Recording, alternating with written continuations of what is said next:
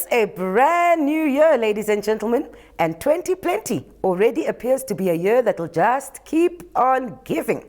We ended 2019 on a rather dramatic note, with the use of electronic voting machines being contested legally, ECN officials having been accused of dubious dealings, and of course the cherry on top, the revelations of allegations of deep-rooted corruption in our government. Ministers were jailed, and the kickback kings are now allegedly languishing in Windhoek Central Prison. Man, I think this will be a very juicy year.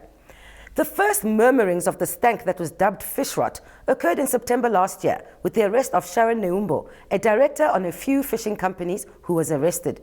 She explained what transpired when she was arrested. We had a board meeting coincidentally for Arctic NAM to try and approve the appointment of a forensic auditor or an expert to try and determine what happened in it. Those are one of the agenda points. So the meeting was at the Weinberg at the meeting rooms, and everybody obviously in the company that is involved knows there's a board meeting. So my whereabouts were not a secret. I arrived at the meeting about 10 minutes before, and we were chatting. And of course, they didn't come. They sent a legal representative as a proxy, which they do on the regular in all the companies they own now. But the meeting started, and about 15 minutes into it, there was a knock on the door, and there was a gentleman that said, "No, he's looking for me." And so I nonchalantly, I told everybody, just go on with the meeting. I'm quickly going to go outside and just try and sort it out. So I walk outside, and there's literally like 12 men standing there. So obviously my first reaction was like, okay, what's going on here? And a gentleman walks up to me, pulls out his police card, and he says, "I am Inspector so-and-so, and I'm here in respect of a case that was made against your fraud by Jacqueline Antiart, and read me my rights, and therefore, do you understand?" I said, "Yes, I understood." But I thought it was a joke because, like I said, the money had been already repaid back to the company, and he put me under arrest, and he said, "Well, let's go." And that was that. And so I went in to get my belongings back, and we got into the car. And while I was in the car, luckily I called my legal reps and some family members to just let them know what's going on. And, my daughter was at preschool, and somebody had to arrange to pick her up. All these things, needed to be done.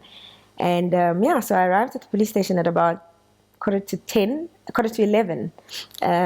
And then they did the booking. There's a booking system. They book you, and then after the booking, just before they could take me to the holding cell, the legal team arrived, and we went into consultation.